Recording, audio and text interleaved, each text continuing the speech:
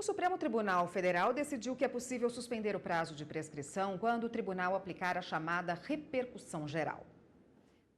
Por maioria, os ministros decidiram que em processos penais com repercussão geral reconhecida, caberá ao relator decidir pela suspensão ou não da prescrição.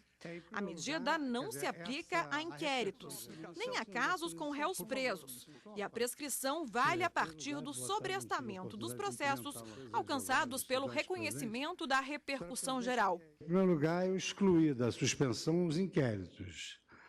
Em segundo lugar, eu esclareci que cabe ao juiz a prática de atos urgentes no período da suspensão, claro, como todo caso, e essa suspensão da prescrição ocorre a partir do momento em que o processo é suspenso. O artigo 116, inciso 1º do Código Penal, ele dá o suporte legal para que a prescrição seja suspensa. Esse dispositivo diz o seguinte: antes de passar em julgado a sentença final, a prescrição não corre, enquanto não resolvida em outro processo, questão que dependa o reconhecimento da existência do crime. Ainda durante a sessão, foram realizadas as sustentações orais de uma ação que trata da possibilidade de os transexuais alterarem o gênero no registro civil, mesmo que não tenham realizado a cirurgia de mudança de sexo.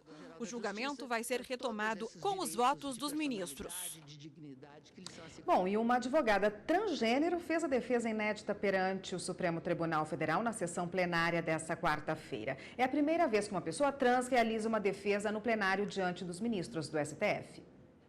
No plenário do Supremo, Gisele Alessandra Schmidt Silva defendeu o direito de transexuais de mudarem de nome sem a cirurgia de transgenitalização. Ela é a primeira advogada brasileira a fazer sustentação oral perante os ministros do STF. A paranaense tem 2 anos de profissão e disse ter conseguido mudar os documentos sem precisar fazer a cirurgia. Mas lembrou da importância de que outras pessoas trans tenham o mesmo acesso facilitado, sem a necessidade de enfrentar processos burocráticos ou ações judiciais. Senhoras ministras e senhores ministros, hoje pode ser um dia histórico para a cidadania de travestis, transexuais e transgêneros. E o que pretende o Grupo Dignidade, entidade que represento nesta tribuna, é a aplicação dos princípios constitucionais já diversas vezes invocados nesse plenário desde o ano de 1988. Negar a uma pessoa o direito ao nome e a expressão de sua identidade é negar o direito de existir. Requer-se a vossas excelências, portanto, que não nos neguem esse direito. Em abril, o STF começou a analisar 2 ações que questionam a necessidade de cirurgia para mudança no registro civil. Os relatores da ação são os ministros Marco Aurélio e Dias Toffoli, mas a decisão final depende da maioria dos votos em plenário. O julgamento foi interrompido nesta quarta-feira e ainda não há data para ser analisado.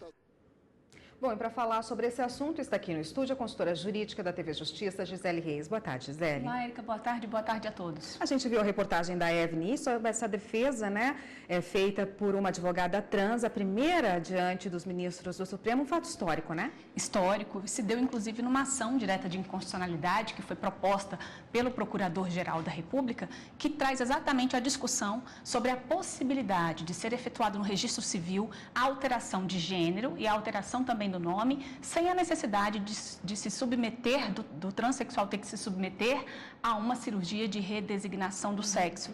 Então, a Gisele, como nós vimos aí, subiu a bancada para poder fazer uma sustentação oral, representando uma entidade que foi admitida como amigo da corte, o Grupo Dignidade pela Cidadania, de gays, lésbicas e transgêneros. Então, ela subiu exatamente defendendo o direito fundamental à identidade de gênero, sem dúvida, é um marco histórico aqui para o Supremo Tribunal Federal e de defesa também dos direitos dessas pessoas na Corte Constitucional. Com certeza, Gisele. E os ministros também analisaram ontem uma questão de ordem, né? Explica para a gente o que é isso. Questão de ordem é quando se tem uma questão que normalmente é uma dúvida que normalmente, na maioria dos casos, se dá em relação a um aspecto processual e que acaba dificultando o bom andamento do processo.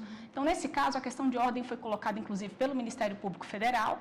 O próprio regimento interno do Supremo Tribunal Federal prevê a possibilidade do relator submeter as questões de ordens, tanto para a turma quanto para o plenário do STF ou para o presidente, Essa questão veio, não foi para resolver o mérito do recurso extraordinário, ela é uma questão de ordem no recurso extraordinário, resolveu uma questão processual, o mérito do recurso extraordinário ainda será analisado. Bom, sobre essa questão aí, como que funciona a suspensão da prescrição no caso de repercussão geral? Bom, a questão exatamente que foi colocada para os ministros foi sobre um artigo que está previsto no Código de Processo Civil, que é o 1035, em especial o parágrafo 5º. O Supremo só analisa recurso extraordinário com repercussão geral reconhecida. Então, o próprio Código estabelece que, uma vez reconhecida a repercussão geral, o relator irá sobrestar, ou seja, suspender os demais processos que tratam sobre o tema. A grande discussão, ou seja, a questão de ordem aqui era saber se essa suspensão é automática, se ela se aplica aos processos penais e se, em se aplicando aos processos penais, se opera a suspensão da prescrição. O que ficou decidido pelo plenário? O sobrestamento, ou seja, a suspensão dos processos não é automático. Cada relator deve analisar a necessidade de se determinar a suspensão dos processos em nível nacional quando estiver uma questão aqui no Supremo pendente de julgamento que tenha repercussão geral reconhecida. Decidiram que essa suspensão, uma vez determinada pelo relator, ela alcança sim os processos penais. E que, uma vez reconhecida, automaticamente irá gerar a suspensão dos prazos prescricionais para que não acabe afetando aí o próprio direito e dever de punir do Estado. Tá ótimo, Gisele, obrigada pela sua participação por hoje. Eu que agradeço. A gente se vê de novo semana que vem? Sim. Até lá. Até.